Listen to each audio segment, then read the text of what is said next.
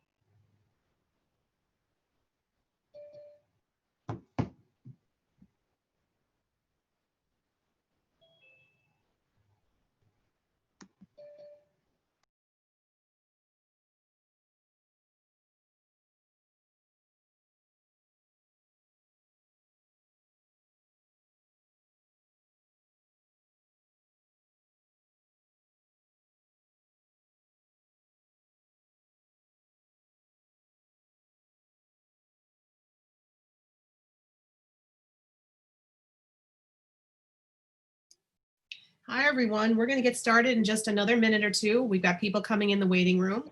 Be with you in a few minutes.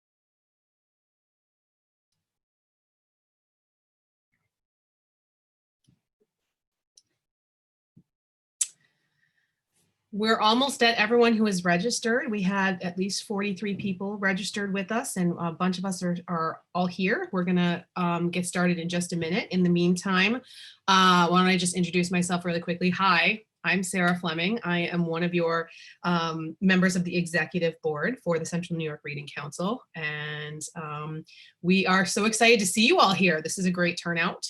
And we're sorry we can't be with you in person, of course, to have some coffee together and talk about books. But I think that we've all gotten our fair share of learning how to do Zoom workshops. And so I think we're going to be old hats at this. So in another minute or two, we will get started. And I'll go take us through today's agenda, and then we'll introduce our first speaker.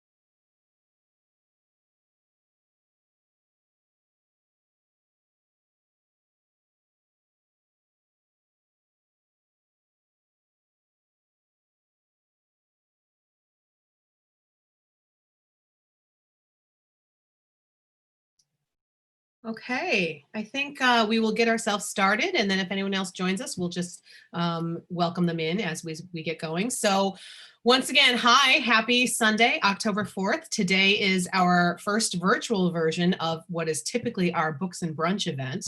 The Central New York Reading Council usually hosts an event at Barnes & Noble, usually around now the first weekend of October, after we've all been back into school for a few weeks. And it's often an occasion for us to meet with local educators, sometimes teachers, sometimes library media specialists. And it's really become in the last few years a tradition for us to have an opportunity to share with each other really good books, really great titles that we may want to find to put into our classroom libraries.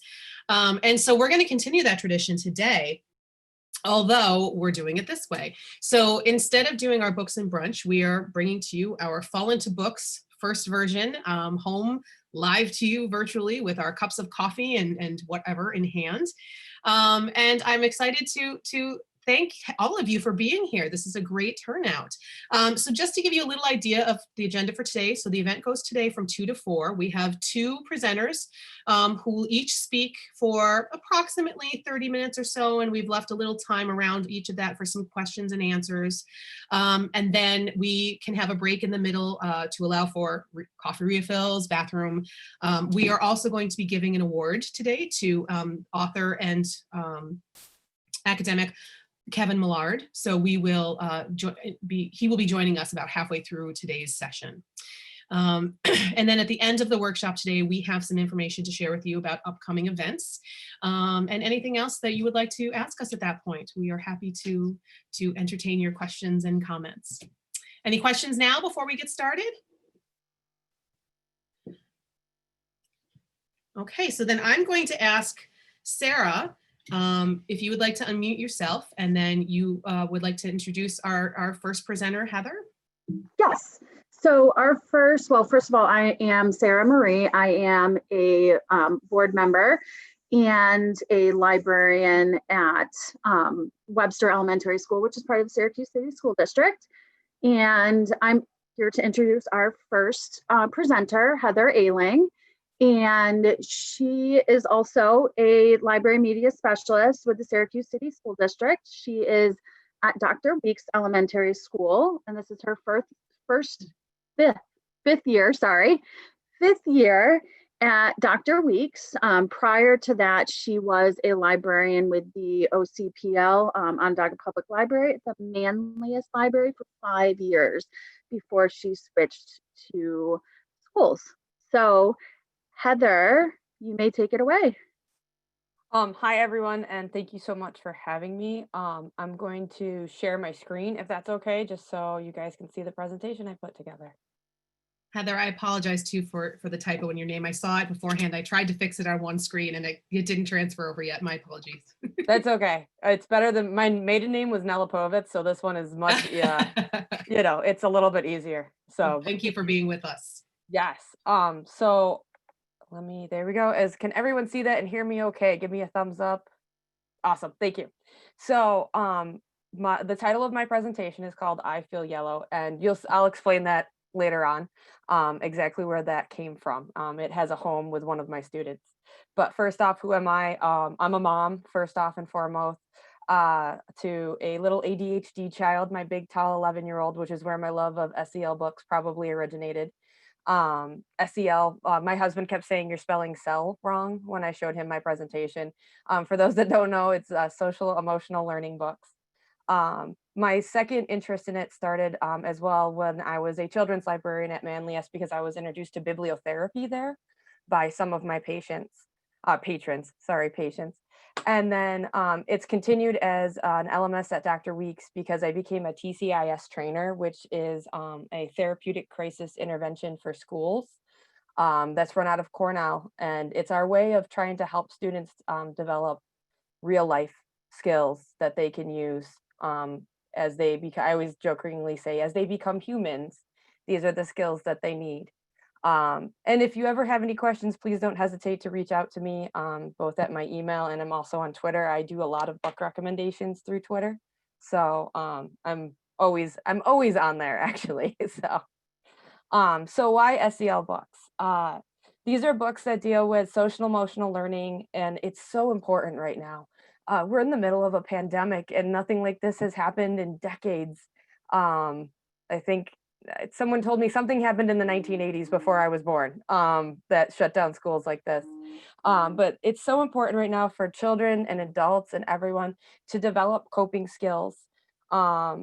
And a lot of our children, particularly at SCSD, are lacking in those skills.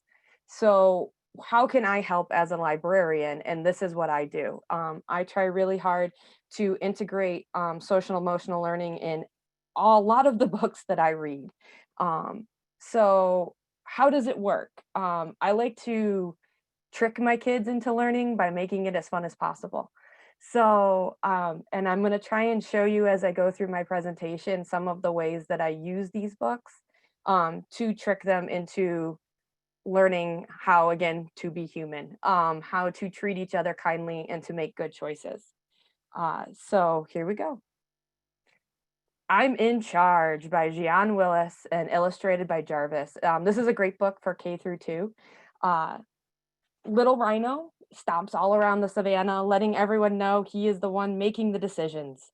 When he decides to take over a mango tree and not share the fruit, he puts himself in danger of a stampede and refuses to listen to the help of the other animals until it's almost too late. This book is great for those kids that might be making some big noise in a classroom because they need a sense of control. And sometimes that control can come across as negative behaviors instead of positive ones. A fun activity is to ask the kids to explain how little Rhino could have made some better choices to get the things he wanted. And I always love to ask them, if little Rhino was in here right now, how could we help him? This is another of my favorites, The Epic Adventures of Huggy and Stick by Drew DeWalt, illustrated by David Spencer. I love anything having to do with diary entries. And this is a book that has to do with diary entries of 2 toys that go on a very zany and crazy adventure as they try to return home to their little boy. Both of them are telling the same story, but we see 2 different viewpoints through their diary entries.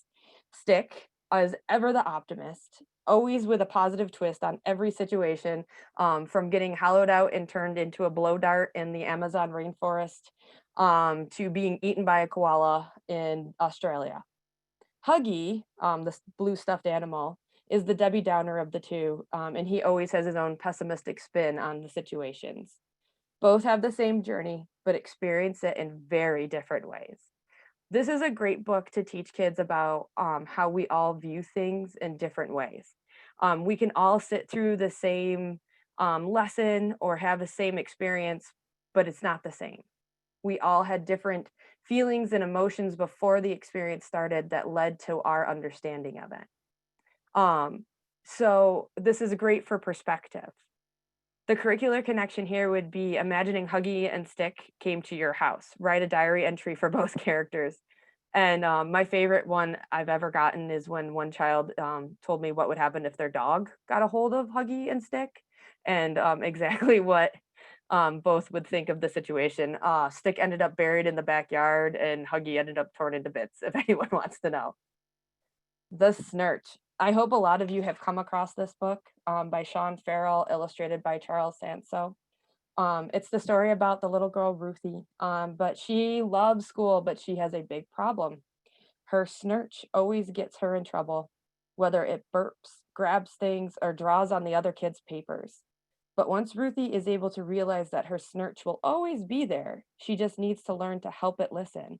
Things in the class start to get better. The best part, though, is when Ruthie starts to look around and realize that the other students also have a snurch hanging around with them. It's the very last page of this book. No spoiler alert, but it's a great picture to see all the snurches running around. This book is really good for our younger students. When they start to realize that they are the ones in charge of their bodies and they are the ones making the choices. And it's for our students that tend to have really big emotions, really big reactions to things that we didn't think needed that big of a reaction. A favorite activity that I do with this one is to have children draw pictures of their snurch and then wonder if there was something that they could change about their snurch.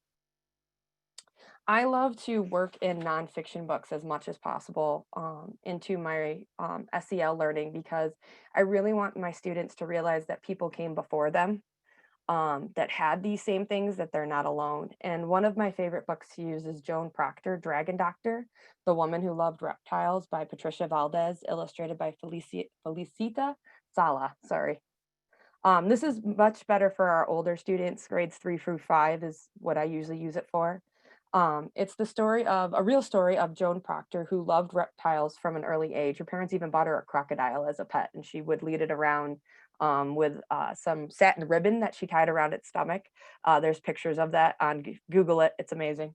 As she grew older, she was able to become the curator of the Natural History Museum in London.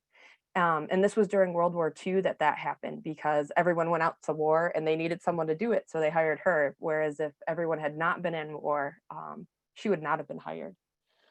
Because of her position there, she was put in charge of creating a whole new reptile exhibit for the London Zoo. And this included the Komodo dragon, which was one of the first times that had been in captivity. And she had a very special bond with the Komodo dragons, which is where the dragon doctor comes from in the title. So this book is really about following your passion and finding your uniqueness. It's about someone who had jobs that she didn't necessarily belong in because of who she was. She didn't have the education per se either to be in those positions, but she was so in love with reptiles that she found ways to work around the norms of her society. And a great connection, a great writing piece or a journal entry that I do with my kids is, if you could be in charge of something because of your uniqueness, what would it be? What museum would you be in charge of? I have had kids tell me the Nike Museum for Nike shoes.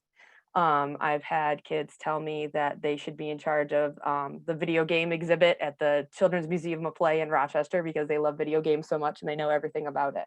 So it's a great way to have kids look at what makes them unique. Another great, based on a true story, nonfiction type book is Emmanuel's Dream. This is a true story of a young boy, Emmanuel, who was born with a disability. His right leg did not function properly. His mother taught him, though, that even though he was born with this disability, it did not need to keep him from doing what he wanted if he worked hard. So he lived his life doing everything from playing soccer on crutches to learning to ride a bike. Emmanuel's mother, though, becomes very ill. His father had left because of his disability, as it's implied in the book. And so he decides to travel to a city to make money to send home. But his mother doesn't get better, and she does eventually die. So dealing with that pain, Emmanuel decides to channel it and gets a bike and a helmet and gloves and goes on this amazing trek through South Africa on his bicycle. So this story is about diversity and overcoming obstacles, and that we don't judge books by their cover. We don't judge peoples by their cover either. A great curricular connection for this book as well is Emmanuel wanted to show that being disabled didn't mean he was unable. So how did he do that? Really dig in with the kids about how did he go about showing the world that he was the same as any other kid who wanted to ride his bike. So why was his bicycle journey just so extraordinary? This is the story for all of the quote unquote good kids, the ones that kind of hide in the back and we don't hear a lot of. This is The Invisible Boy by Trudy Ludwig, illustrated by Patrice Barton. As the author says in this book, Nathan and Sophie take up a lot of space, but Brian doesn't.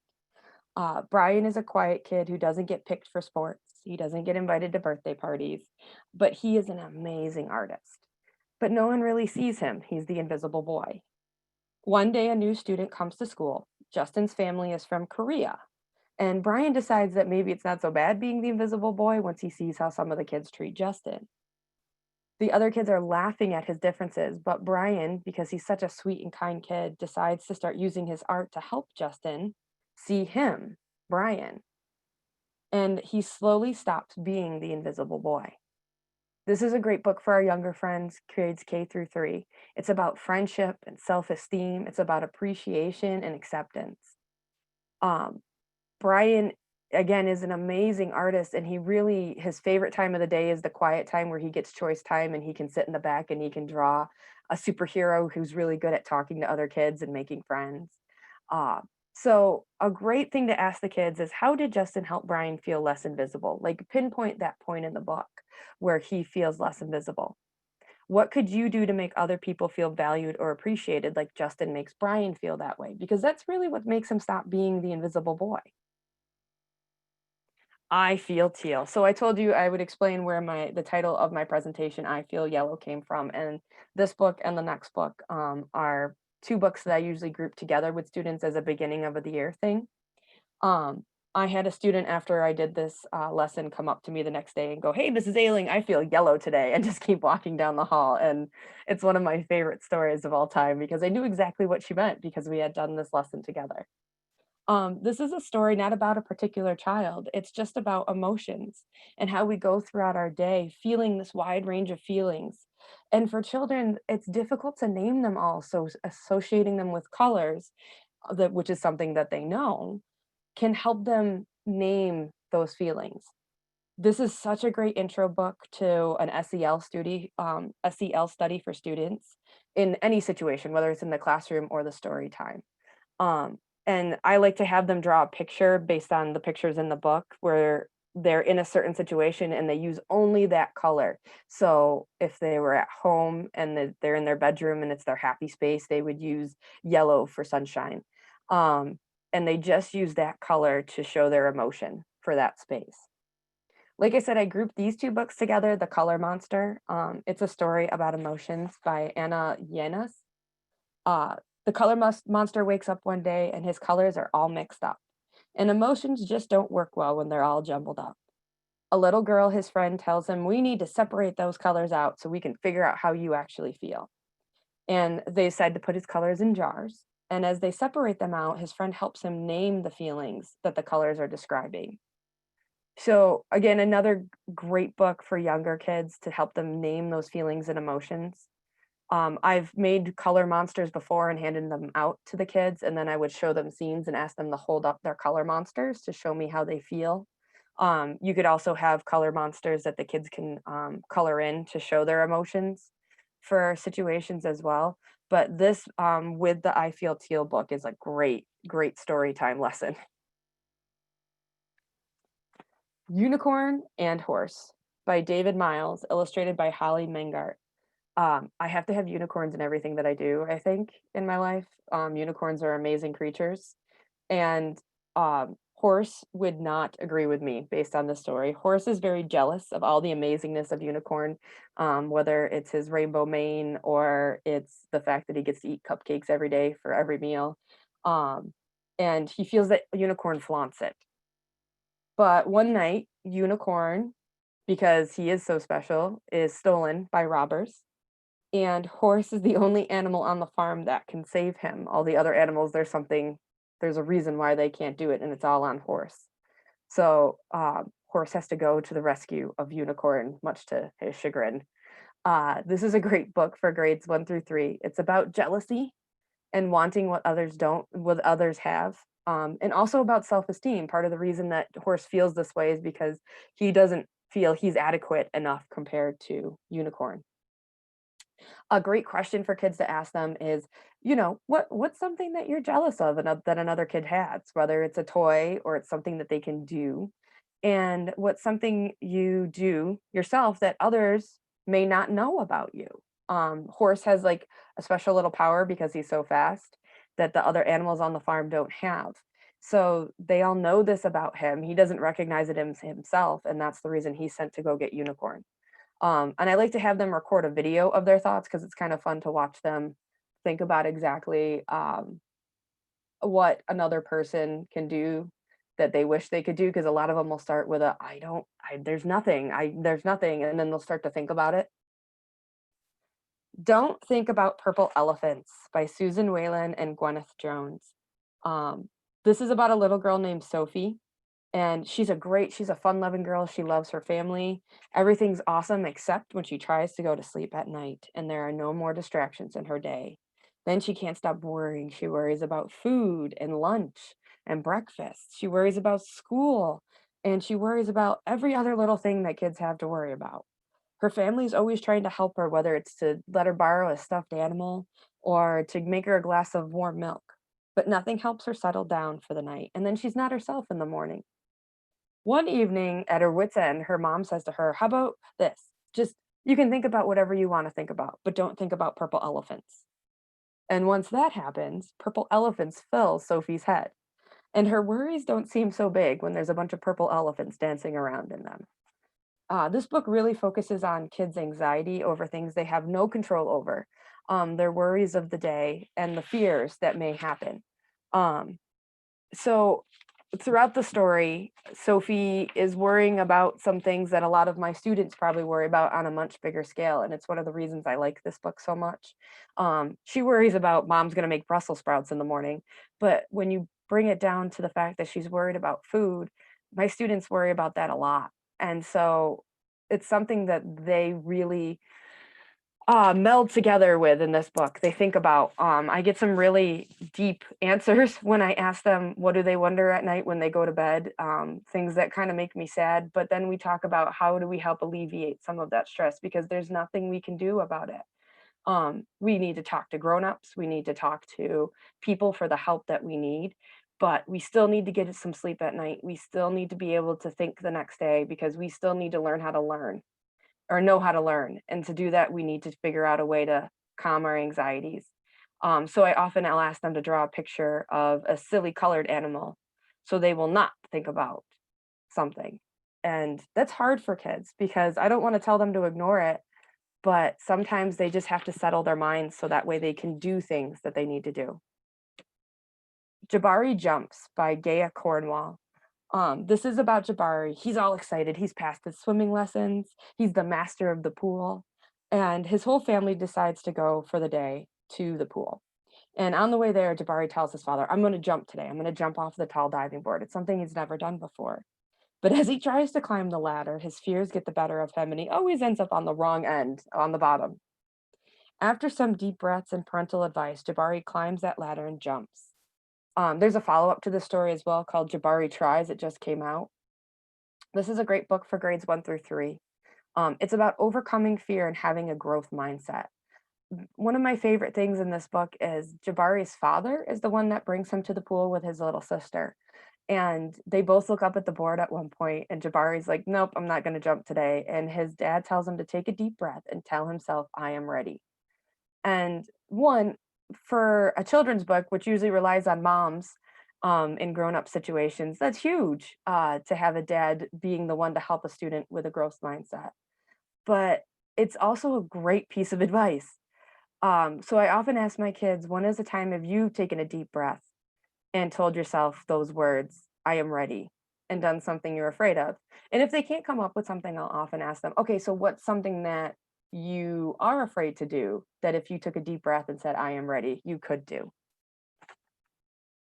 My Very Own Space by Pippa Goodhart and Rebecca Crane.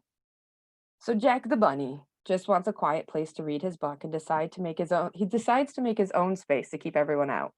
One of my favorite parts about this book is kids don't understand why there's so many bunnies, by the way, and it's a good inside joke for grown-ups. However, once Jack finds that space, he realizes how lonely it can be to be by himself all the time. Jack quickly decides to find a compromise for his very own space. This is a great book with a lot of amazing pictures that tell the story. So it's awesome for that pre-K, 1K crowd. It's about having our own personal space, and what does that mean? Sometimes we need our kids to figure out their bubbles. And sometimes they need a quiet place to go to read a book and decompress and to think about the things in their life.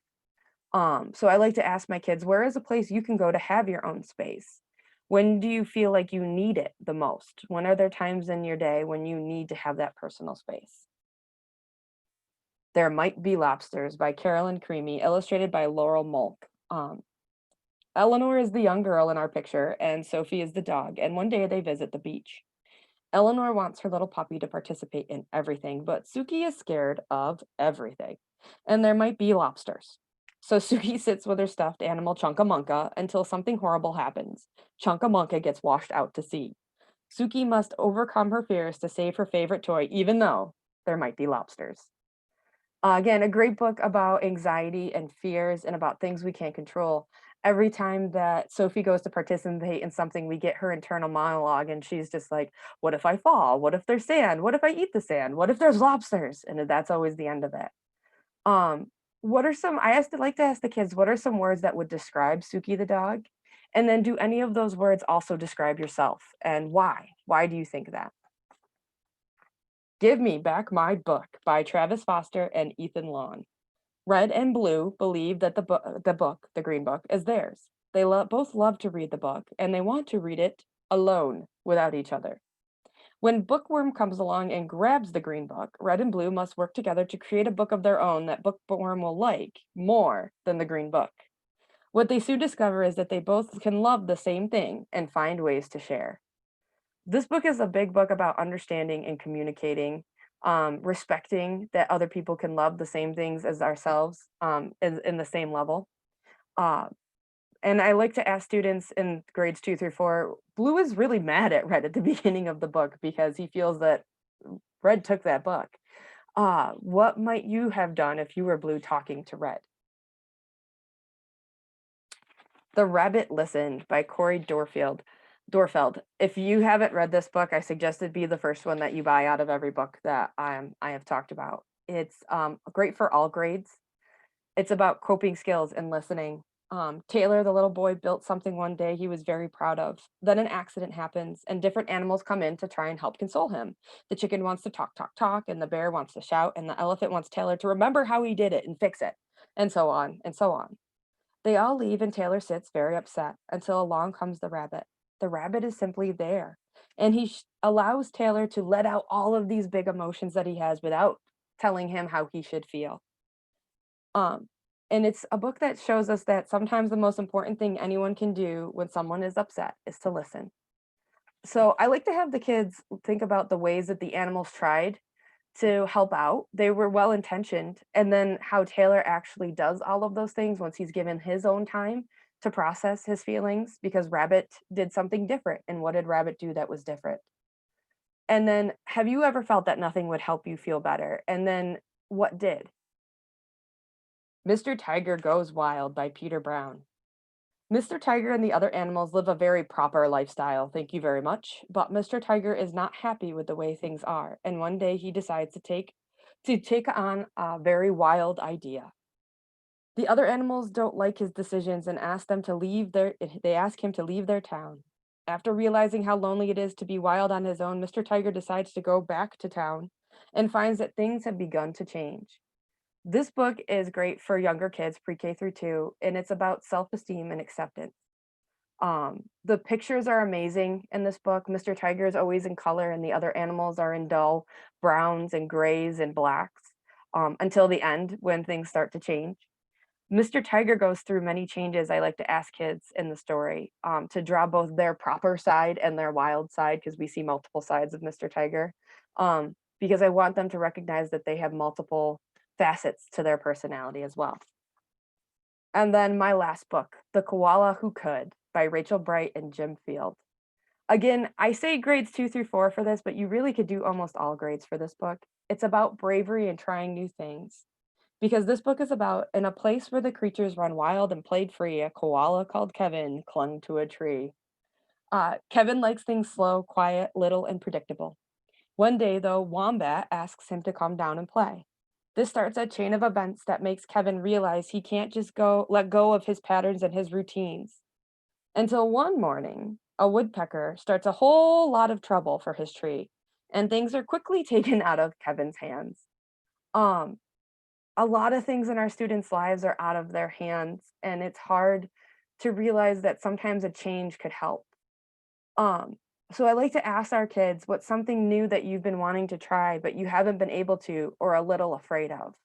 And it's really cool to see their responses, because our kids are very self-aware, sometimes more so than we, I think, even realize, and they know that they can't let go of something. And so it's interesting to see them name what that is that they can't let go of, and how would they then asking them how they would overcome it. So I'm going to stop sharing my screen.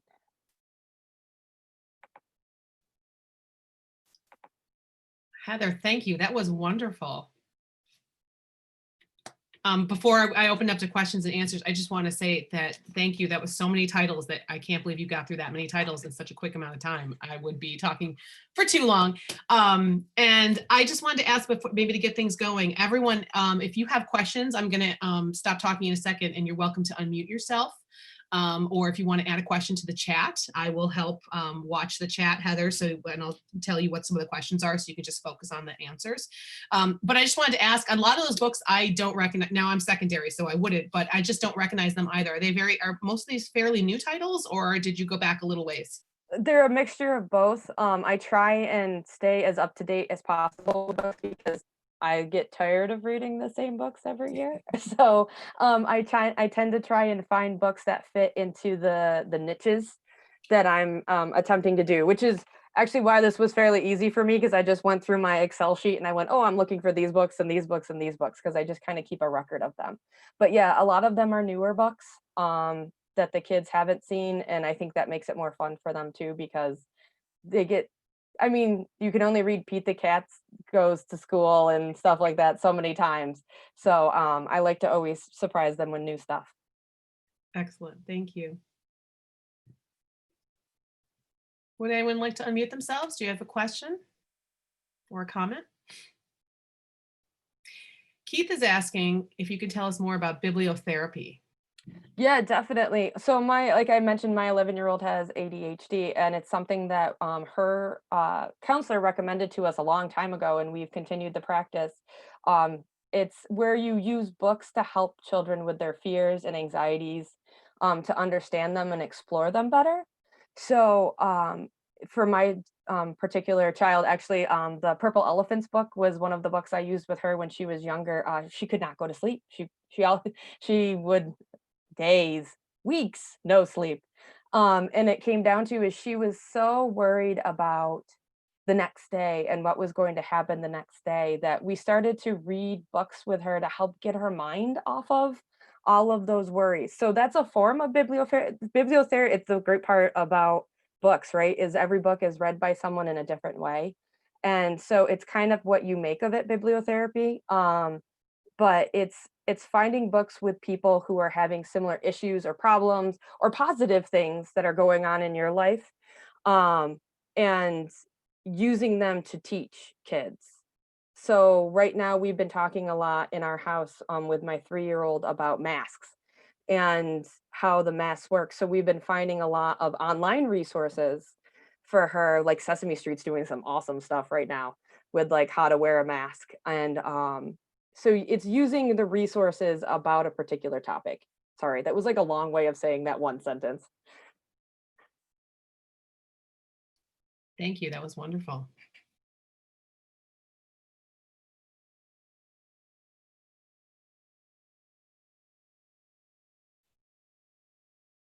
Molly and Heather are both telling you that they're creating shopping lists right now, so thank you.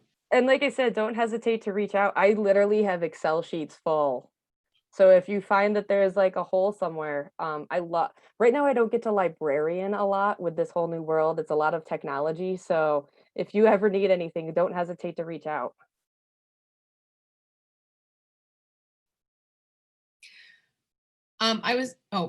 There's a question. Leah's asking, do you know of any examples to incorporate one of these books into a unit or curriculum? So, because I'm a librarian, my things are a little bit different than teacher things. So Huggy and Stick is a really good example of a book that I've had a teacher integrate into curriculum. And I believe it was 3rd grade. They were doing letter writing and how to write a letter and formalize a letter. So we read Huggy and Stick in library and talked about journal entries and diary entries. And then she took that and turned that into letter writing. So she made Huggy and Stick now writing letters home to the little boy about their adventures. And so she took that and spun that. We've also done, I'm trying to think of other books Emmanuel's Dream was another one that we did for a Black History Month study. I worked with a 5th grade teacher, and we charted his bike route through Africa. We learned about how he actually rode the bike because of his disability. And then we started learning about other athletes that had a disability. And we also worked on, we worked with our local bike, I can't remember the company's name, that we worked with to get bikes donated to people with disabilities in our area. The kids actually like came up with fundraising ideas, the fifth graders did, and sent them to that company to help, because Emmanuel got his bike from the United Disabilities. It's in Africa, and I can't think of the name off the top of my head. I'm so sorry. But they worked with our local chapter of that to come up with fundraising ideas so other people like Emmanuel could have bicycles.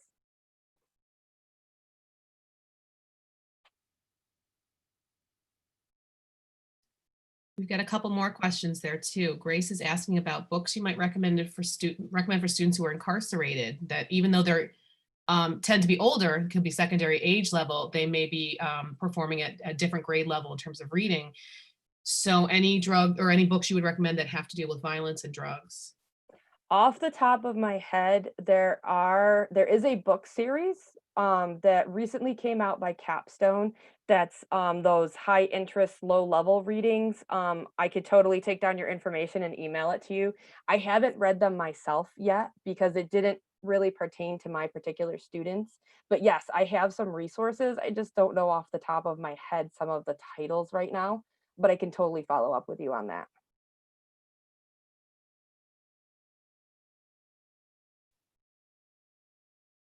Thanks. And Heather is asking about how you make the decisions that certain books would be helpful for a particular student or for classes.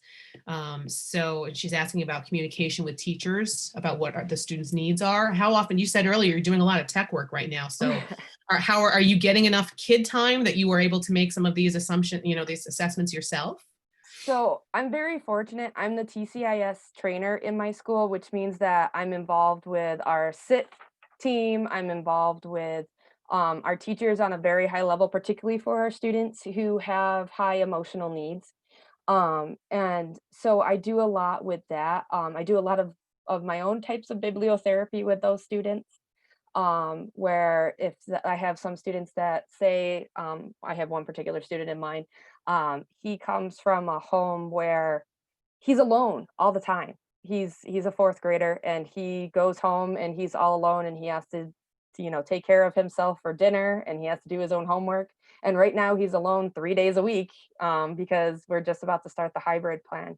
And then when he comes to school, he's just so excited to see people that he can't sit down and learn. And so he literally travels our school. He just walks around the school because he's just so excited to see other humans.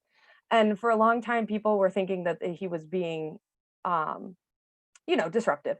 But once I sat down with him and we uncovered what we needed to uncover, we were able to get him some books so he understood exactly what was the expectation of him, because he's a very smart boy. And we were also able to work with him. So yes, there are certain books that I recommend to certain students.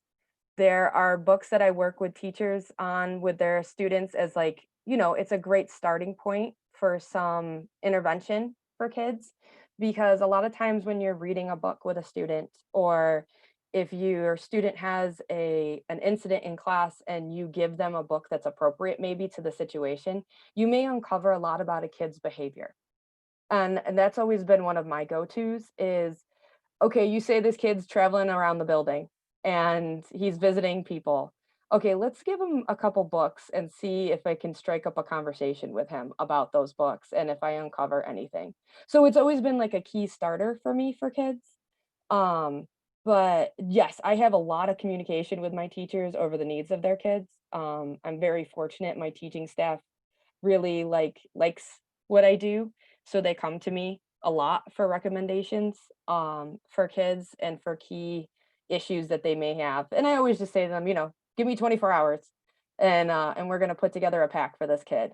So that way I can help them out and maybe we can get them talking about something that we need to talk about. So, and that's usually how I approach it, is it's a jumping off point for us to have a conversation.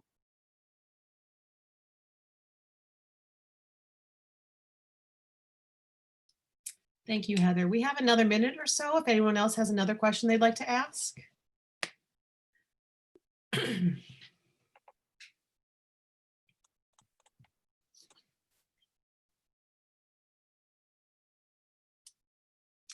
Okay, I think we will stop there then. Again, thank you so much, Heather, for joining us today. We really appreciate it.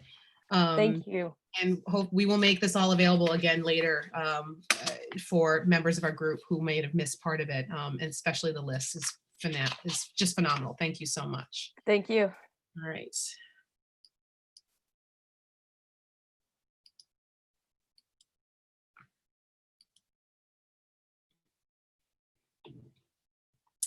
Okay. Oh, sorry, give me just a second. We are going to take a minute in between our two sessions before we introduce our next speaker and actually take the moment to give an award. So this is something that the Central New York Reading Council does every year. We give an award out to someone, a member of our community or somewhere within our region who we wish to acknowledge the work that they've done in terms of contributing to the literacy work happening within our community for our young people, for our adults. And this year we would like to honor Kevin Millard. So Mr. Millard is a professor at Syracuse University. He is part of the College of Law, and he is a contributor for the New York Times. He specializes in family law, constitutional law, and film. He's also been a visiting professor at other universities like Columbia and Fordham and NYU, Hofstra, New York Law School. Mr. Millard has written articles for The Atlantic and The Week and Essence, and he has appeared on MSNBC, ABC News, Al Jazeera America, NPR, and The Katie Couric Show. So he is also editor of a text called Loving versus Virginia in a Post-Racial World, which is listed here on the slide, that came out in 2012. We are specifically recognizing Mr. Millard today for his gorgeous work, the book that he published last year in 2019 called Fry Bread, illustrated by Juana Martinez Neal, who is a Caldecott Honor winner illustrator. And if you have not read this book, I highly encourage you to do so as soon as possible. Mr. Millard is also a member of he's from Oklahoma, and he's a member of the Seminole Nation. And so he brings his own personal experience to the story as well. He just won the Robert F. Sibert Medal from the American Library Association for this book, for Fry Bread, which is called Native American Family Story, for being, quote, the most distinguished informational book published in the United States in English. This Fry Bread was also named as one of 5 honor books for the American Library Association's Indian Youth Literature Award. We are so pleased to have Mr. Millard with us for a few moments. If you wouldn't mind, sir, unmuting yourself, and I will take my screen away. And if you would like to say hi to us, we really appreciate you taking the time to join us today. Thanks for having me on. I really appreciate that. And let me know if you can hear me, that the sound is working okay. Yep. Great. We're good. All right, thank you so much. And I'm so glad to be recognized by the local libraries in Syracuse. I'm so grateful to be seen. This is one of the goals that we had for Native kids that were reading these books, Native kids who had not seen themselves very often represented in literature, their stories, their experiences. And in the same way that those kids are feeling seen, I am also feeling recognized by being awarded the Celebrate Literacy Award. So I'm very grateful for that. I appreciate the feedback that I've gotten from this book, and that makes everything just right for doing this. The reason that I wrote this book was when I became a parent, I was looking for books that would reflect all of the different identities that were going on in my family. So my partner is Asian American, I'm African and Native American. So I could find books about Asian Americans, I could find books about Black people. When it came to finding books for Native kids, it was so odd and so angering that it was so difficult to find anything.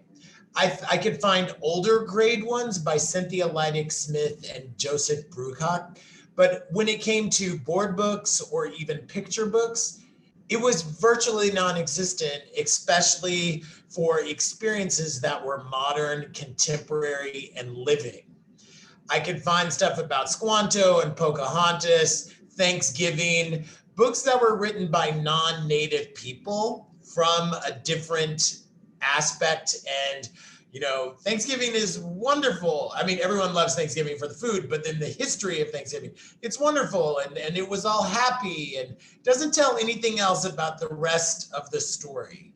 But where were all of these books about Native kids who wanted to learn how to tie their shoes or learn how to ride a bicycle, or that they were dealing with bullying in school, or their mom is going to have a baby? These are experiences that a lot of white kids would get to have and have their choice and see themselves reflected on every shelf in every bookstore, library, classroom in the United States. But for Native kids, this was so much more difficult. And so when I saw that it was hard to find anything at those libraries, bookstores, or classrooms, I decided to naively write my own. And all I wanted to do was just write a book for my own kids.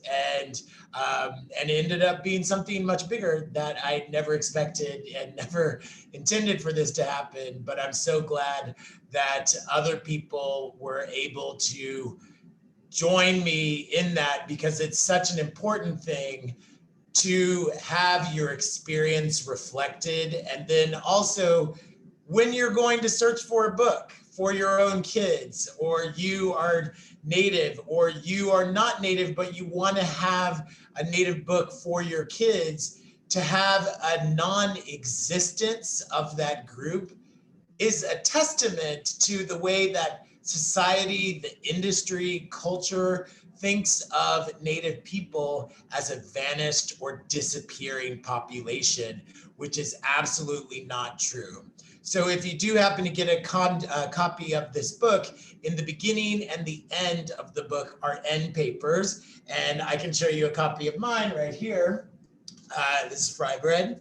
And in the beginning and in the end, we have end papers, and we went through, let's see if we can make this, okay, it's not gonna focus very well, but we went through in the beginning and in the end, listing every single Native tribe, Native nation in the United States, and that is 578 federally recognized tribes, 100 or so state recognized tribes, and a few dozen other tribes that are going through the process of recognition, either at the federal level or the state level. And what we wanted to do was not place judgment on which tribes were more authentic than others. Some people were very upset about who I included in the list, but that wasn't my goal.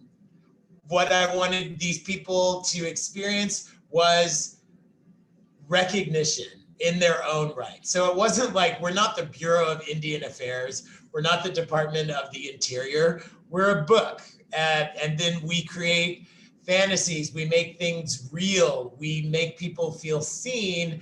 And then by just including those names, it can be a very powerful experience, like going and seeing names of your relatives on a memorial, on a war memorial, or seeing your name in a list of donors, where you go and you're looking for the name because you're saying, I was here. So for all of these people all over the country, from Alaska, from North Carolina, from Onondaga right here in Syracuse, New York, and Oklahoma, all these people sending me pictures of their kids pointing to their names of their tribes in the beginning and the end.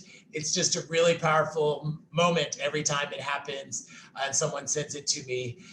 And I'm glad that other people are able to celebrate their inclusion and their picture in the book just as much as I am happy to be recognized by everyone in Syracuse for this book that we created for kids and for families and teachers and librarians. So thank you. Mr. Millard, we can't thank you enough. That was a beautiful, thank you so much for sharing that with us. And that was one of my questions was how many different tribes did you mention in these end papers? Because I immediately found Onondaga and Oneida, of course. Thank you. I didn't count them. I thought about it. So you people are telling you thank you so much and congratulations in the chat. Dr. Chandler Alcott has mentioned that what a big deal it is to win the Sibbert Medal. I apologize if I'm saying that correctly. And that we are really so pleased and honored to have you as part of the Syracuse University community too. So thank you so much for joining us today, and we will send you the literal award. I'll talk to you later about sending that out to you right away. Do you have any questions for us at all, or does anyone have a question that you would like to ask Mr. Millard before we let him go for the day? I do have an addition. Oh, yes. Kelly and I call her my cousin because my partner is best friends with her husband's brother. Does that make sense? I think it's like we're kind of in-laws. What does that make you? Right. Fantastic. Yeah. Oh, that's so funny. What a small world. Well, again, thank you. We don't want to take up any more of your time, but we so appreciate you speaking to us and so passionately. As you were talking, it brings to mind again everything that's happening in terms of initiatives in children's literature and publishing specifically around the hashtags own voices and we need diverse books.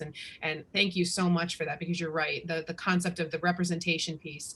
And for many of us, we need more of these spaces and conversations to be able to learn who is doing the work and who's putting those books out there in the hands of our young people. So thank you so much. Thank you so much, Dr. Millard. I really appreciate it. Okay, well then folks, unless anyone has another question, I think we should take a short break, about 5 minutes or so, and then we'll come back and we'll get our second presentation started right away. Thank you.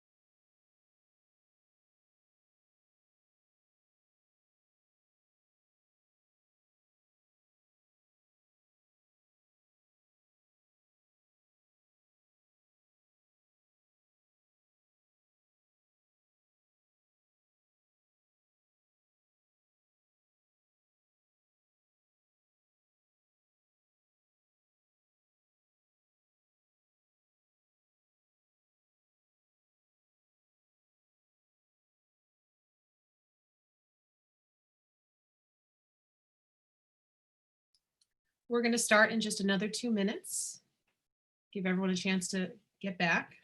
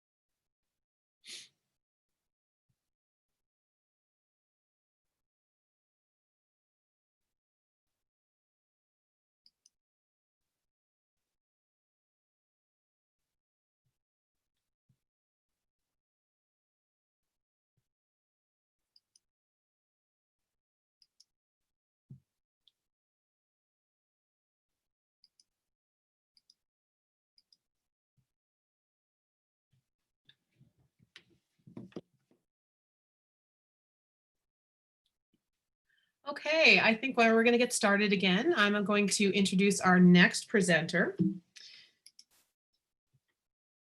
Our next session is brought to us by Mr. Keith Newvine. He is also a member of the Central New York Reading Council.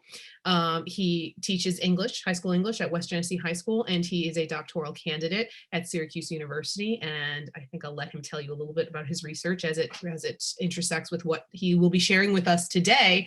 His presentation is titled, "What's New in YA Lit? Project Lit Com, Young Adult Lit Selections." Mr. Newvine. Hi, everyone. Welcome. I'm excited to be here. I guess be with you all is a different way of saying it.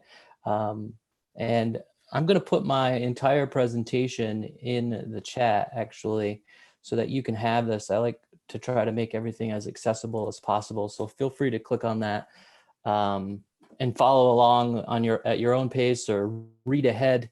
You know how we are when we get around books. Everybody wants to read ahead and see what happens next. So just promise no spoilers. And I'm going to do the best I can to not spoil any of these books. A little bit about myself. Yes, I am a doctoral candidate at Syracuse University and a teacher, high school teacher at West Genesee High School. And I'm also the membership chair of this organization, which I'm very happy and proud to be a part of. And I'm currently the vice president of New York State Reading Association, which Dr. Fleming will undoubtedly talk more about our events that are coming up here soon enough. So my presentation is titled, "What's New in YA Lit?" This group of Project LitCom, which I'm going to tell you a little bit about, has been operating for about 4 years, and they are really the group where I get my books to read for young adult literature. Again, more accessibility there. If you go to that link or scan that QR code, you can have this in this presentation, but it's in the chat if you want it that way as well.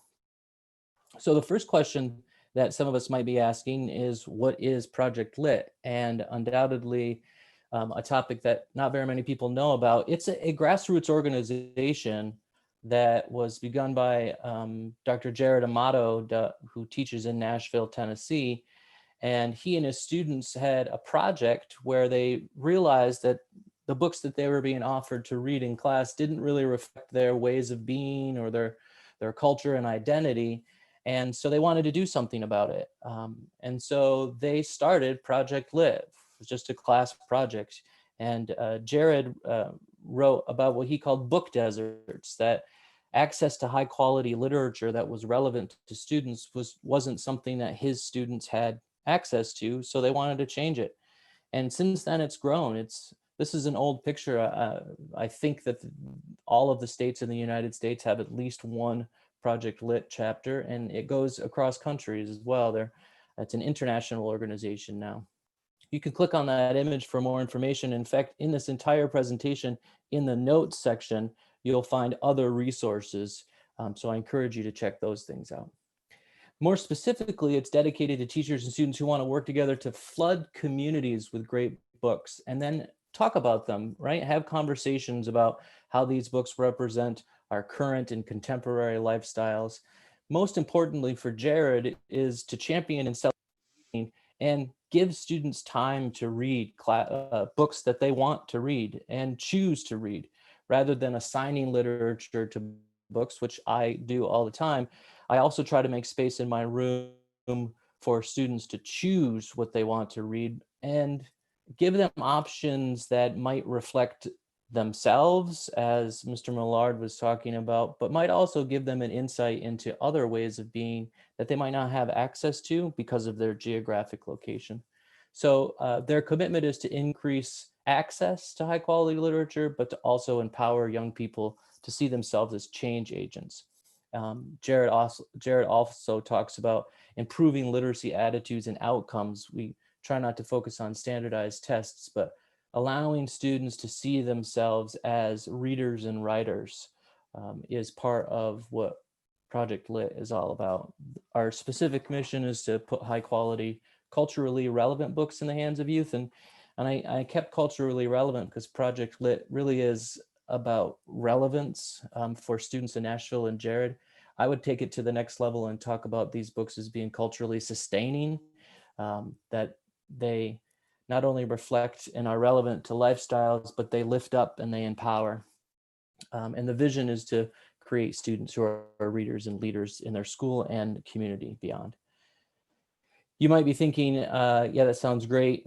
How can I become involved? And if you click on that link right there, you'll see all of the Project Lit leaders in the world. And right now, I can't imagine adding something else to my plate. So if you are interested in joining, perhaps you could reach out to a current Project Lit leader to see how you could get involved. And this is anywhere in the country and definitely in the United States, but across the world. But there's also in the notes section an application that you can fill out to become a Project Lit leader if after this presentation you decide that you want to start your club, and I hope that you do. You can click on that application there. If you're like me and it's Sunday at 2 o'clock, you're busy on Insta and TikTok and you're thinking, thanks Keith, but I want to talk about some books. So let's get started a little bit here. Now, I know Dr. Weymouth is here and she's not going to like that I did this presentation alphabetically, but this is an alphabetical presentation.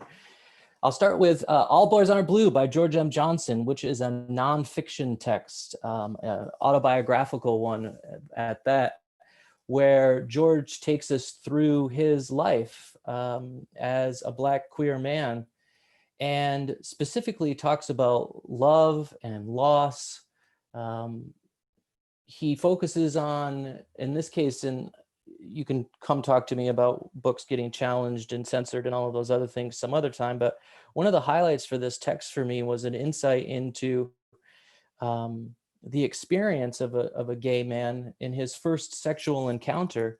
And George talks about this in his book through the health curriculum and how health and the way that it's taught here, at least in my school, never talks about healthy queer relationships, never talks about what sexual relationships look like for the LGBTQIA community. And so oftentimes those folks are left to try to figure that out on their own, or at least not have conversations about what healthy relationships look like.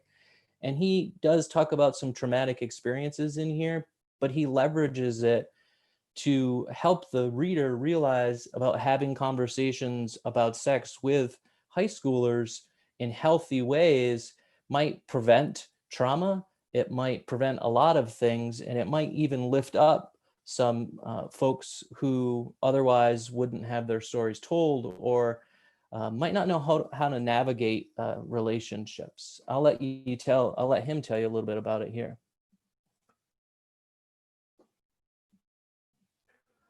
I lied, I'm gonna share it again and make sure my computer sound is on.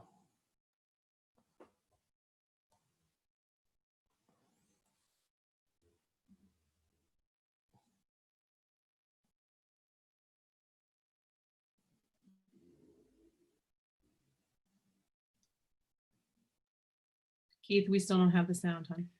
Yeah, I got it. Sorry. You're all right.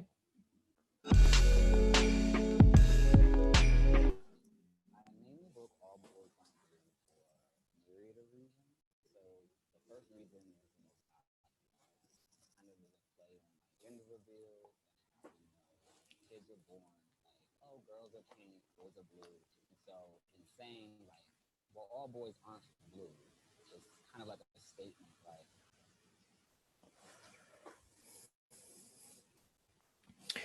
No worries. You can watch that on your own time. He talks about why he decided to name the book that particular way, and he's very active on social media, especially Instagram. His name under there, which is underlined, is his Twitter handle. If you click on that link, you can follow him on Twitter. Next up is Children of Virtue and Vengeance, which is the second book in a series of books by Tomi Adeyemi. The first one is Children of Blood and Bone, which if you haven't read that one, I encourage you to do that as well. This one's a little bit thinner, and I'm not sure that you have to have read the first book in order for this one to have value. It focuses on the same group of folks who are Zele and Amari and her brother San, and a battle for power in this futuristic world where magic at one point wasn't allowed in Orisha, but has been brought back, but with some consequences. Now that magic has been brought back, which, spoiler alert, may or may not have happened in a previous text, they're finding that people are realizing just how powerful they are and are starting to use that magic for virtue or vengeance. And the relationships in this book between the main characters and their parents and each other are both healthy and unhealthy, but about loyalty and betrayal.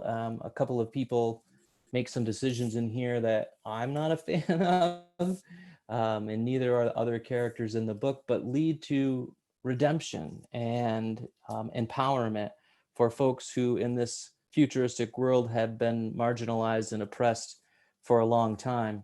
I just think it's such a powerful way of centering Black youth and seeing themselves as magical. I encourage you, if you haven't already, to read the research of Stephanie Tolliver, who talks about Black Afrofuturism, of which this book is part of that sort of genre.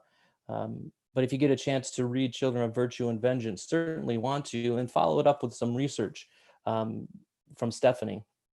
I won't play this video, but it's a nice little book talk where I don't remember the name of this woman who does this, but she's like upset, that Tomi Adeyemi dragged her through all of this drama. You really do get hooked into this story. You would think that learning about 9 different tribes, all of which have different magical powers, would be confusing, but it really isn't, because you get to know these characters in really powerful and important ways that I'm not sure I've seen in a long time, and it might just be part of my ignorance from not reading as many magical realism or Afrofuturism books as I could.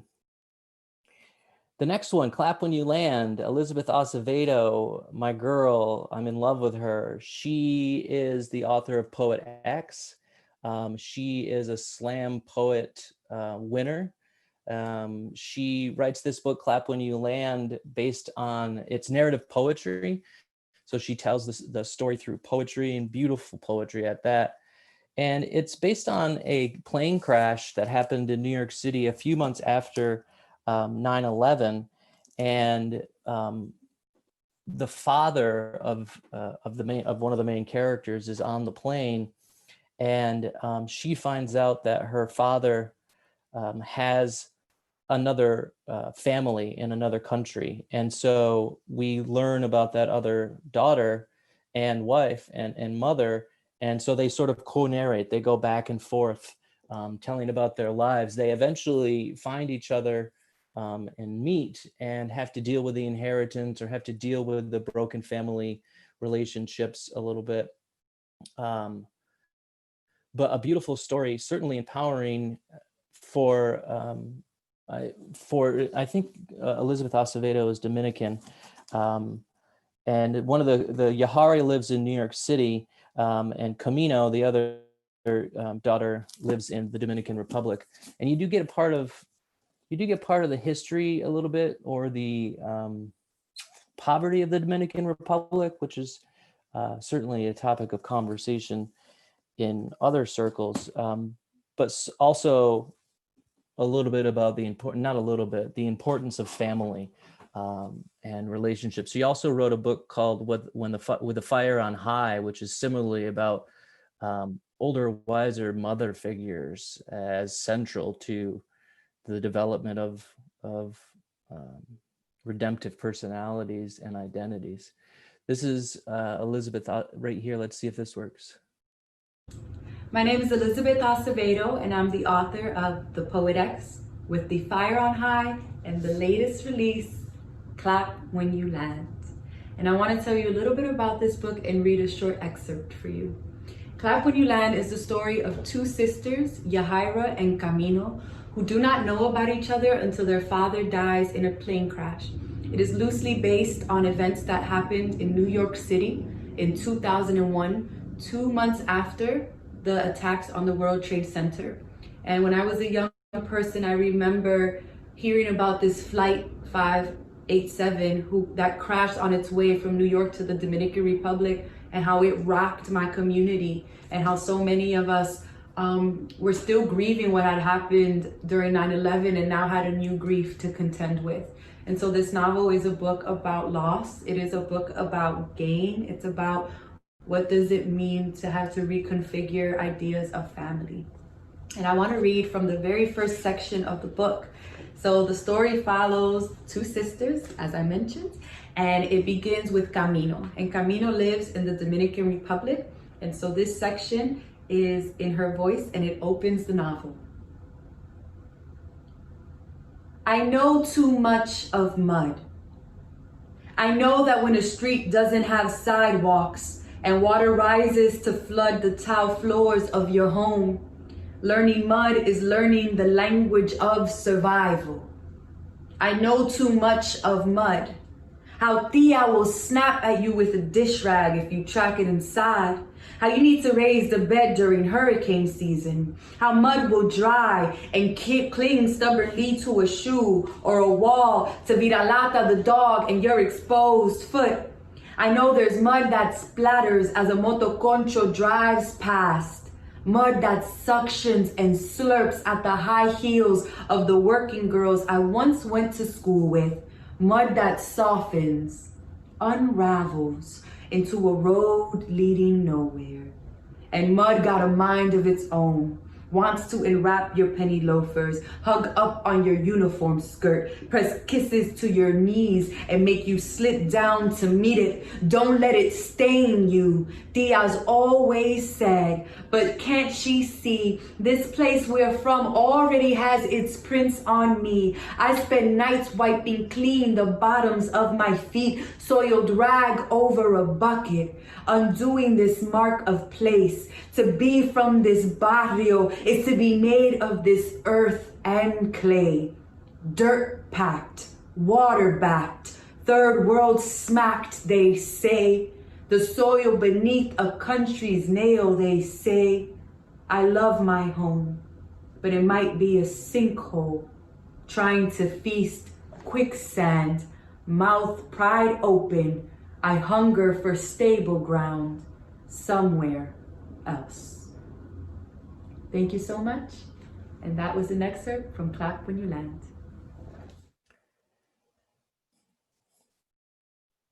If you're like me, then you would listen to her talk all day. That's just my personal opinion. She is a beautiful poet and a wonderful author, and I hope you all get a chance to read Clap When You Land. The next one, Deathless Divide by Justina Ireland, another sequel. She wrote Dread Nation, one of my favorite sort of concepts of a book, embedded in a really complicated conversation about whiteness, which is part of what my research is about. But in Dread Nation, the North and the South are fighting the Civil War. And during the Battle of Gettysburg, the soldiers who had been killed rise up and become zombies. And so the North and the South have to decide, okay, maybe we should stop killing each other and start trying to kill the shamblers, they call them.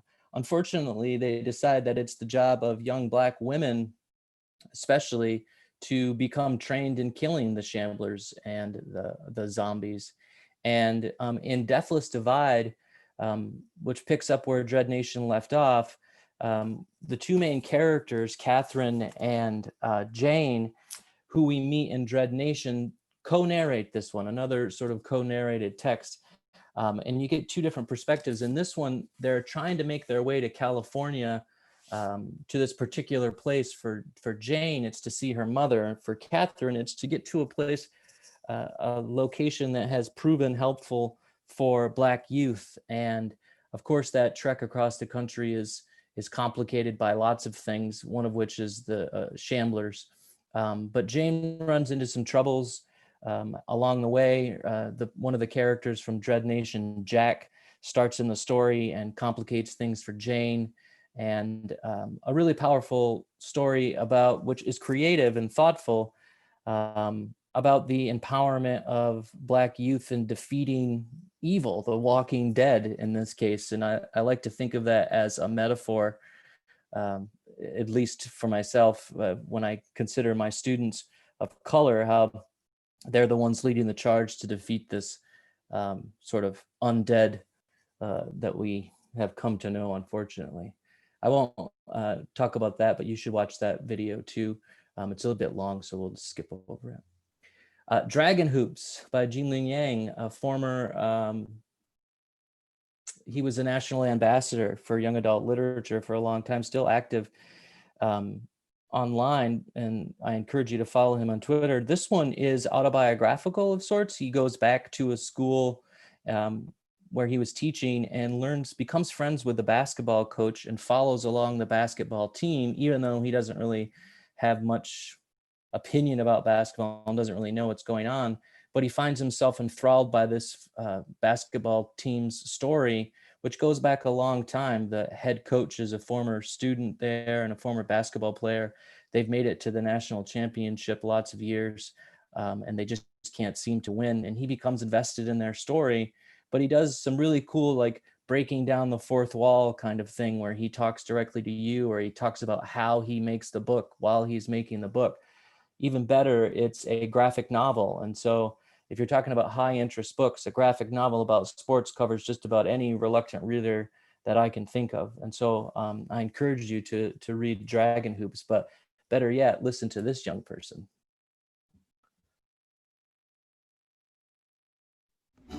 Reading with Val. Hi guys, my name is Valerie, and today I am going to show you this amazing book called Dragon Hoops. It is by Jean Van Yang, and it is a graphic novel. I would rate this book a 10 out of 10. This book shows the Dragons, a high school basketball team, their story to a very important victory to them. In this book, Mr. Yang is the main character. He is a teacher, and he is trying to write a graphic novel about them. And he does so many interviews about the players, and it's really cool to know about each player and like their history.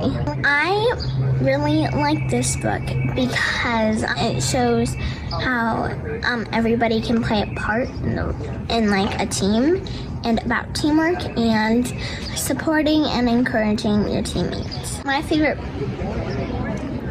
people in this book are the Dragons, because they, like I said, always support each other, and they act like they're like siblings, and they are really genuine and mostly friendly to each other. An example of the pictures in this book is like this. It is a graphic novel, like I said. Is when you read it, like the drawings, you can see like what they're actually doing. Like if someone was dunking the ball, then the author would really show like the actions that they're doing, and that's why I really like to read this book. I would recommend this book to kids between the ages 9 through 12. This book has some bad words in it, so just a warning. I hope you enjoy this book, and I know I sure did. I think this is like one of the best basketball books out there.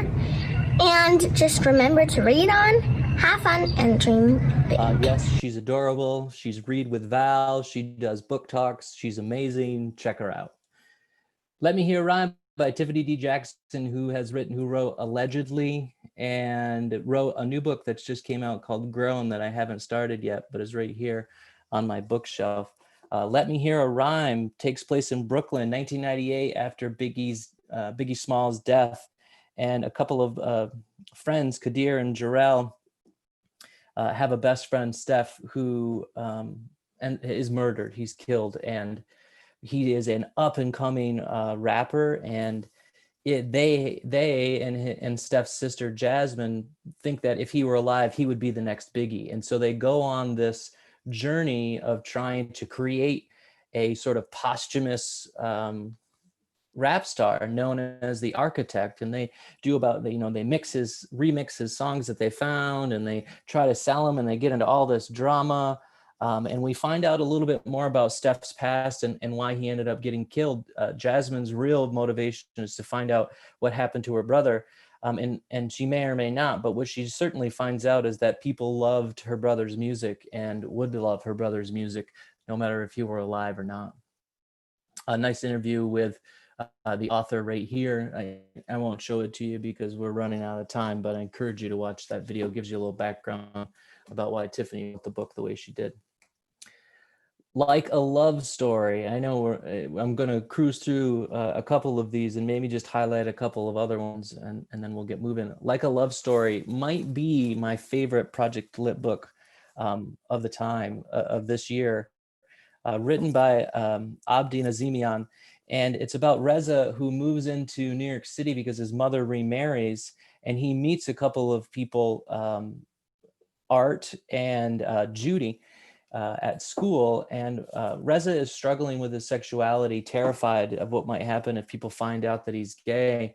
And so he struggles with that. But luckily, Art and Judy both have a mutual friend. It happens to be Judy's uncle, who is an activist in the AIDS community, and he helps them understand the beautiful history of the LGBTQIA community and the activism that took place in a time, so hopefully is still taking place. It's in 1989, this book, but a beautiful love story. It's the Stonewall Honor Book. And this author happens to be joining the Writing Our Lives conference via a video to sort of interact. And so the Writing Our Lives conference, if you see some information coming out about that, stay tuned. Like a Love Story, and the author is going to be joining you. Another video about why he wrote the story and everything you need to know.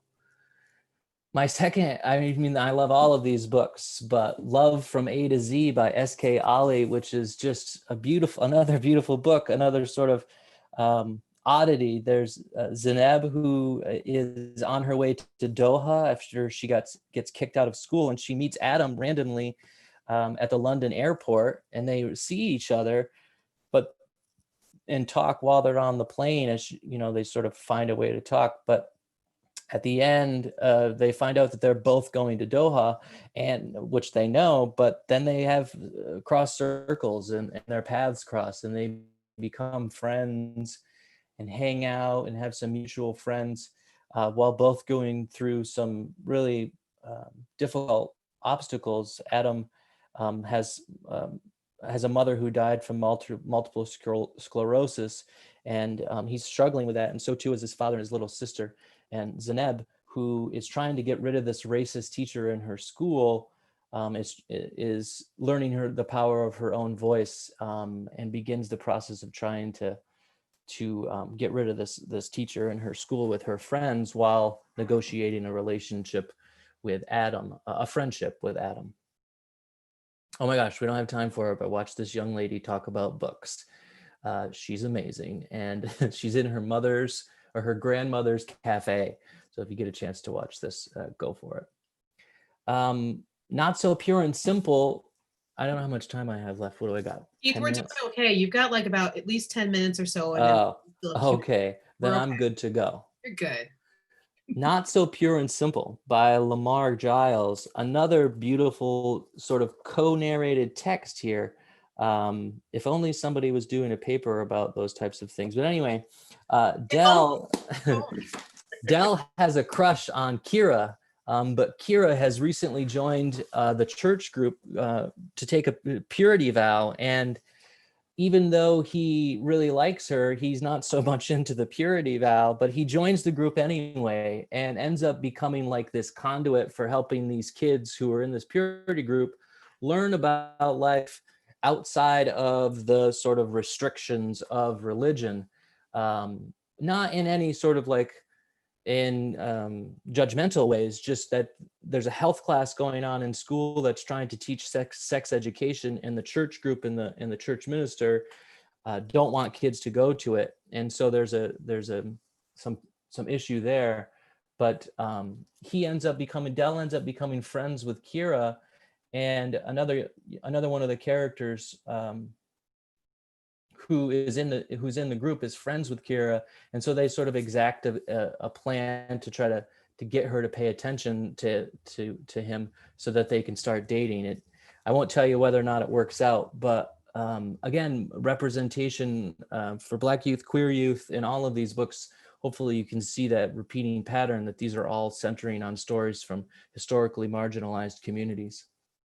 A quick video from Lamar himself. My name is Lamar Giles, and I'm the author of Not So Pure and Simple, a coming-of-age story about a guy named Dell who accidentally joins the purity pledge at his church because there's a girl in it that he likes, and this is a bad plan. He happens to be the only person in the purity pledge who's allowed to take sex ed at this high school, and so it becomes a bit of a double agent, taking the questions that the church kids can't ask their families or their clergy and getting answers that the adults don't like him giving. And so it starts a bit of a controversy in his small town, which leads to some kind of zany but also thought-provoking situations. Writing this novel did bring back a lot of memories from my days when I was Dell's age. I think often about growing up without a lot of guidance from the older men in my life. We weren't taught that you could express emotion. There were two acceptable emotions: neutrality and anger. If you were sad, if you cried, those were considered soft things. But growing up, that's what it was. You just didn't show that sort of emotion. And I felt like it sort of poisoned us a little bit. Because the men around me would never talk about the things you should and shouldn't do, the obvious role models became like people from TV and movies. So you're talking about like superheroes with casual misogyny. When you take that and factor it into trying to deal with dating and meeting girls and treating them well, the idea that your only emotions you can have are neutral and anger, it doesn't really translate to healthy relationships. And I felt like there was a stretch of time in my life when I didn't have healthy relationships because I didn't know how to express positive emotions. Fortunately, that changed, but I feel very strongly about trying to relay a message that it's okay to feel things to young men so they don't go through those painful situations without any guidance. There's a lot of Dell in me, I think. I've made some pretty silly mistakes in my teen years. I hope I would be smarter than Dell when it came to joining that purity pledge, though. That was just a really horrible plan, and it backfires horribly for him, but it makes for fun reading for us. I think it's important for young men to talk about this sort of thing, and if they don't want to, I think it's important that people my age or whatever mentors they have in their life are more open about these things. I don't see a reason why we need to repeat the cycle of generation after generation perpetuating this myth that you can only be a man if you're super tough, you never sad, you never cry, you don't ever feel warmth towards anybody else. I think that was always a lie, but it's just now becoming a situation where the consequences of those lies have burned enough people where we're all starting to have those conversations like, hey, we can raise our kids differently so they don't have to go through this pain that's been around since the beginning of time. If there was one message I could have readers take away from this book, I hope they would recognize Dell's flaws as well as the positives in his character and look for ways to mirror the positives and maybe eliminate the flaws in themselves. Ultimately, I want them to be entertained, but if there is a message, is that we don't have to perpetuate toxic masculinity. There's a great revelation for Dell 3/4 of the way through that really just shocked. I don't want to say shocked me, but it was really, really powerful. Patron Saints of Nothing by Randy Rebay. If you haven't read this one, go grab a copy now. Jay lives in the United States, plans on going to University of Michigan, but he has a cousin, a Filipino cousin who lives in the Philippines who was murdered as a result of Duterte's war on drugs. And so he decides he's going to go back and try to find out what happened to his cousin. Along the way, he meets his uncle and his cousin and a few of his aunts, and realizes that he doesn't know as much about his Filipino culture as he hoped. That he doesn't want to go to college in the same way. Maybe he wants to do something different with his life. A really beautiful and powerfully written story that exposes a culture that I don't think gets a lot of text and so much. Filipino culture. It doesn't get centered in stories, and it's just a powerful, rich heritage there. And then a quick video, I'm not going to show it, but Randy talks about the book on his own. Okay, so when I said the other book was my favorite, this one might be my favorite. I don't know. Pet is this magical realism by Akwaeke Emezi and Akwaeke Emezi, and monsters have been destroyed in this book. We don't have any monsters anymore, but all of a sudden, Pet shows up and has come to hunt, because that's what monsters are meant to do. But she doesn't know how to embrace it. Pet wants to exact his revenge, but Lucille isn't exactly all about that. But it's such a powerful story. It's a Stonewall Honor book. It was a National Book Award winner, and it also won the Walter Dean Myers, the Walter Award for We Need Diverse Books. Definitely go pick this one up. Certainly a beautiful, beautiful story. This one, Dr. Chandler Alcott, who's on the chat here or call here, will know how I feel about this book. Sadie by Courtney Summers is, I don't know, it's a tough one. It's a murder mystery, but what I like most about it is the craft. It's actually a podcast. The guy is doing a podcast and happens along this particular story where Sadie is not convinced that her younger sister is in the situation that she's in. So she goes and tries to find out what happened as she hunts the person who killed her sister. And it's the winner of the Edgar Award, which is a really important award as well. But this one, trigger warning, does imply some assault, some sexual assault here. And so I'm not sure how I would approach that with students if I were reading it with them. If I were giving it to them, I might just give them a trigger warning or let them know and let their parents know. I only got 3 more and then I'm done. I lied when I said that these are all my favorite. This is my favorite. Slay was my favorite. A young girl creates her own role-playing game called Slay, which features, it's online role-playing, but it features Black culture as powerful roles, things you can use to like battle someone. Unfortunately, her game takes on a life of its own, and a person ends up trying to sell some of their currency in the game in real life and ends up getting hurt. And so she is worried that the people are going to find out that she made the game. It also a great conversation about race and racism.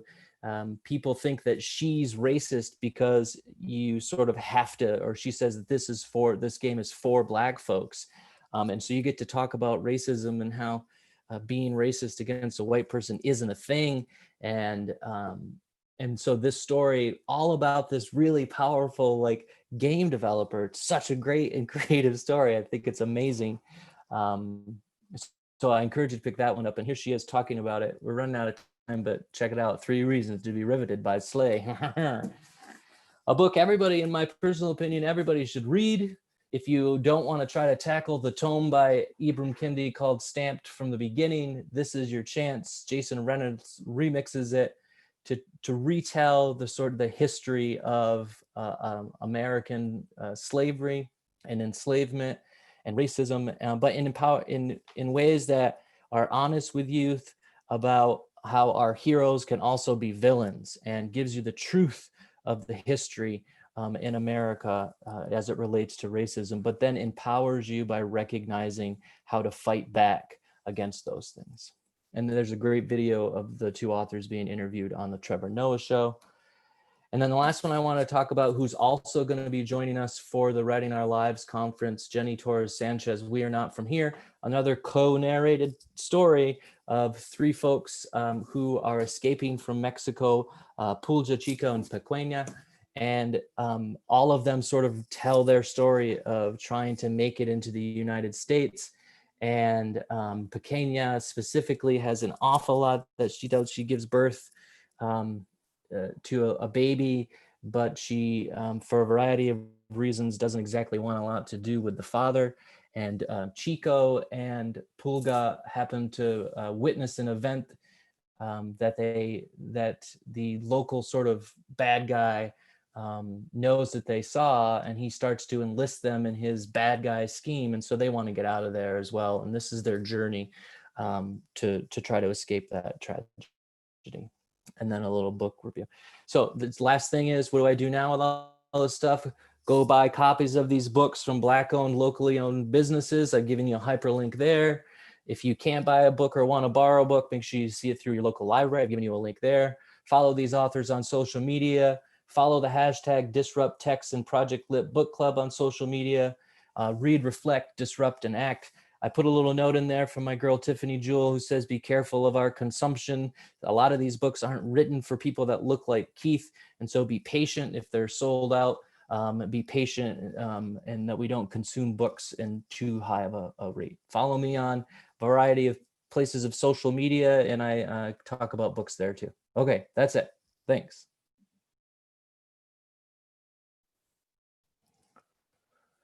Whew. Awesome. Thank you so much, Keith. All right. Does anyone have any questions for Keith while I get us set up for the end of our discussion here? There was a couple things in the chat, Keith, a couple comments. Someone asked earlier on about the, maybe the age level for, what was it? Senior year of high school. Oh, that was Clap When You Land.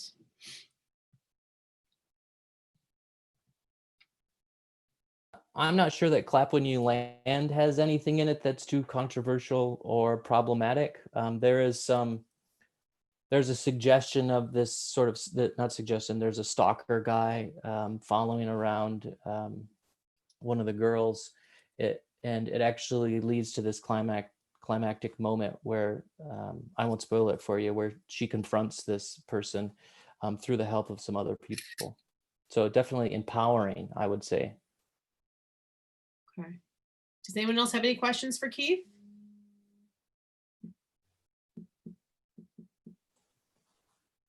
Or comments about any of these titles? All right, then. Oh, I'm already there. I'm sharing my screen again. I think you can see it. So I'm going to just wrap us up here with a couple announcements. First of all, let me say too, if anyone is, thanks again, Keith and Heather, both of you for sharing with us today. And then of course, our thanks go to Dr. Millard, who is no longer with us on the call, but whose book I really encourage you to make sure that you pick up and read. It's just so beautiful. If anyone is interested in the CTLE hours, the credits for this particular session, you can email me and I will get you the form that you need, the signature form.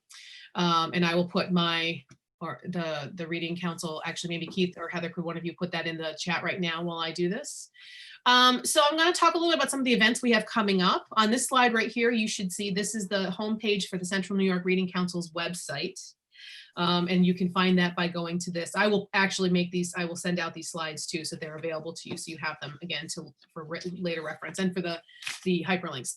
But CNY Reading Council .weebly.com is our website. You can find us. We have an active group on Central New York on Facebook called Central New York Reading Council, and we have just created new social media accounts on Twitter and Instagram, both at CNY Reading Council. So those will hopefully become more active in the next few months, and we'll use that to communicate about our events. New York State Reading Association, which is our state level organization that Keith mentioned earlier, he is the current vice president of NYSERA, is holding, because our conference this year was so many organizations conferences were changed, they have instead, they're doing these virtual events online. Heather, I was asking you if you could just put the email for New York, for us, for the Central New York Reading Council in the chat. And if not, I'll go back to that later. So NYSERA is holding these 3 events, and they are free admission for members. So most of you, most of you are probably here because you are members. And if not, if you are not a member, then admission to these events will be $40. So considering that membership for NYSERA and for the Central New York Reading Council is only actually $20 for the year, it's probably in your best interest, if you have not already done so, to join us and become a member of the Central New York Reading Council, and then you will have access to all 3 of these events. The first event is an evening with Dr. Donna Scanlon from SUNY Albany, and her talk is titled Early Interventions for Reading Difficulties, a deep dive into the interactive strategies approach. That will be on October 15th. So that's coming up very soon, in a couple weeks. And each of these right now have a limit of 300 and they are filling up. So if you're interested, you'd want to get registered soon. The second event coming up in November will be a talk with Cornelius Minor. His talk is titled Love Connection, What It Means to Love Kids Over Distances Through Difficulty and Into Powerful Engagement. And our third talk for the semester will be Dr. Zoe Philippakos on December 8th. And her talk is titled Supporting Strategic Learners Across the Curriculum, Genre-Based Writing and Reading Instruction. So these will all be really, really fascinating events, and we encourage you to join us. You can register for those, but just by going right to the NYSERA's website.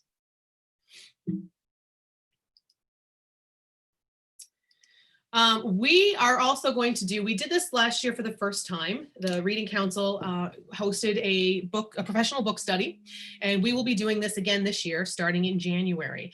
This year, we're going to be reading together Dr. Kelly Chandler Alcott's book called A Good Fit for All Kids, Collaborating to Teach Writing in Diverse, Inclusive Settings.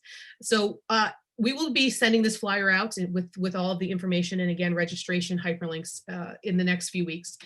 We will start in January, and this will be an online, slow, asynchronous chat, taking us through about 8 weeks or so to go through the book chapter by chapter and leading up to our spring conference. Again, this is free for all Central New York Reading Council members. You can earn up to 6 hours of CTLE credits, and you'll be able to connect with teachers from other schools all reading the same book. Last year when we did this for the first time, it was our first time really facilitating an online conversation. And as I mentioned earlier, now we are all super pros at doing this. So I think it will go really well this year, and I'm very excited. So I hope you join us for that. And then the last thing is coming up in the spring. I believe it's it should be Saturday, March 6th, will be our spring conference. And that is typically at West Genesee High School. We'll see if that becomes a live or a virtual event. In either case, we will still hold our event in some capacity. What I have linked here, and I have sent out in the latest newsletter, and I will do so again next week, is a call for proposals. If you have any ideas, anything that's been working for you in literacy that you would like to share with us, we are looking for people who would like to present their work in our breakout sessions. So there is a Google form attached here, and I will send it in the letter again.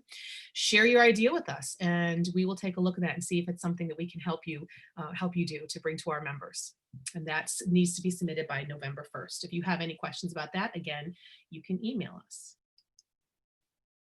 All right, and I think that is everything. So does anyone have any questions?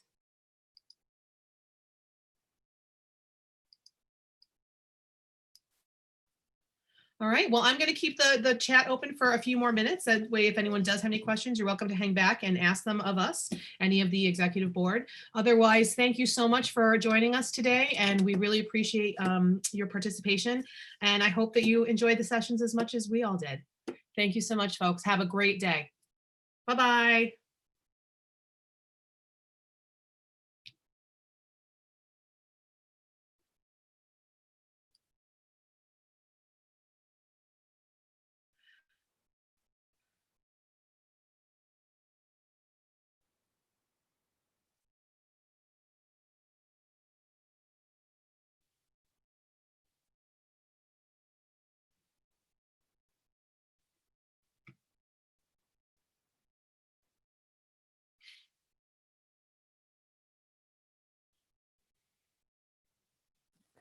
All right, y'all. I'm headed. Peace. I got another meeting in half an hour, so. Oh, Keith, I'm so sorry. Hang in there, buddy. Talk to you. Keith, you did a great job. That was awesome. Thanks. I You're thought the it was best. terrible, but thanks. Oh my God, stop it. Knock it off. It was not stop. Everybody was awesome. It was great. Thanks, Keith. Bye. Keith, do you see that there's a dues question in the chat? I do. I'll Bonnie, I think you're still on here. I'll email you and let you know. What do you want me to do with this? Appreciate it. Thank you. Yep, no problem. Bye. Bye. All right. Diana, are you all set? Do you have any questions? Oh, Diana's gone. Okay. All right. I'm trying to leave. It's okay. You're welcome to stay. We'll I wait you can't out. get the right buttons.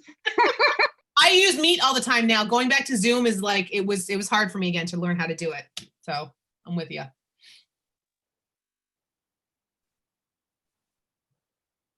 All right. Hey, ladies.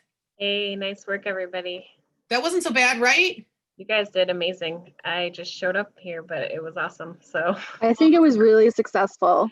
I think it was pretty good. I think a lot of the people who attended were probably students of Heather's and Kelly's and Kathy's. And I think that's fine because what a good introduction, right? To this stuff. That's good great. for them too.